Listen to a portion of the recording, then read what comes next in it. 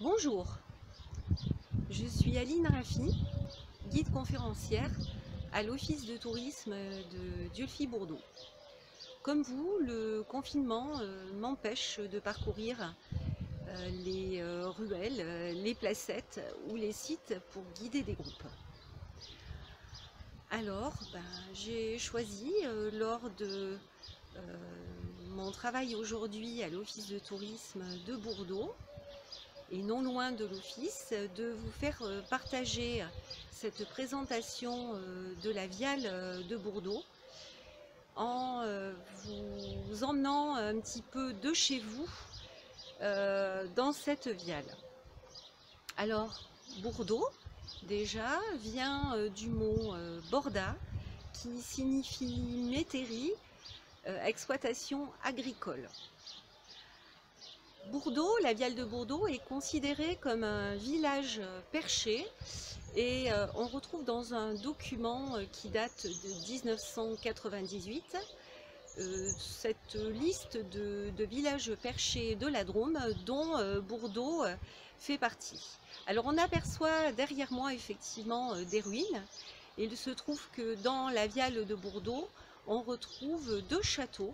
Le château inférieur qui était la propriété des évêques de Die et qui est contre l'enceinte, et le château supérieur qui appartenait donc au comte de Valentinois. Alors ces deux châteaux sont datés du XIIIe siècle et jusqu'en 1357, la guerre fait rage entre ces deux seigneurs. Mais ils ont surtout servi de garnison et de forteresse. Alors tout en haut de la Viale, il y a une place qui s'appelle la place de la Courtine et une table d'orientation qui nous indique le nom de toutes les montagnes et d'autres informations.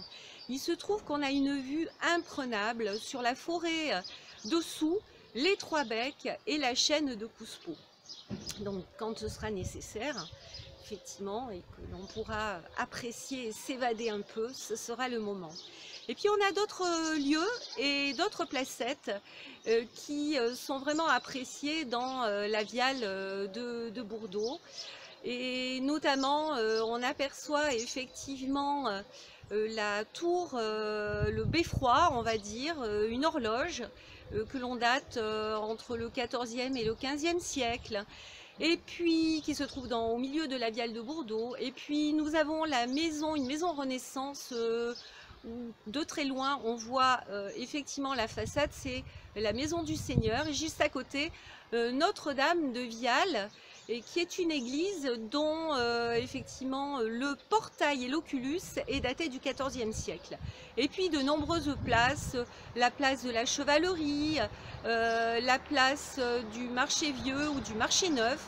Juste à côté de cette place d'ailleurs, il y a le sentier, on vient de Dieulefit par le GR9, de grande randonnée, et aussi le GR 965 qui est le sentier des Huguenots, qui part du Poète-Laval, du musée du protestantisme au Poète-Laval, et qui va jusqu'en Allemagne sur près de 1600 km.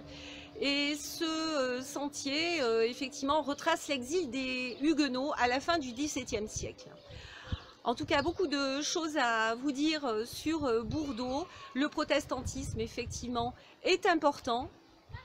Et effectivement, il a été tragique, puisque avant la révocation de l'édit de Nantes, donc en 1683, dans un lieu qui s'appelle le Champ des Bourrelles, il y a eu un massacre de près de 120 Huguenots. Et moi je ne peux pas vous la raconter forcément aujourd'hui, mais ce sera peut-être l'occasion d'une autre vidéo. C'est la légende d'Alberte, qui a été écrite par le pasteur Muston, parce que dans la Viale de Bourdeaux, il y a une fontaine qui est dédiée à Alberte. Et ce sera peut-être le sujet d'une autre vidéo que je vous ferai partager. En tout cas, la devise de Bourdeaux, donc Angulus Ridé, Donc ce coin de terre nous sourit, c'est vraiment le cas. Et je vous propose aussi de consulter notre site internet www.dieulefi-tourisme, la rubrique Nos villages. Vous allez retrouver la visite de la Viale de Bourdeau. Et puis vous avez aussi un quiz qui permet aux familles, aux enfants de visiter la Viale de Bourdeau. Eh bien écoutez, prenez soin de vous et je vous dis à bientôt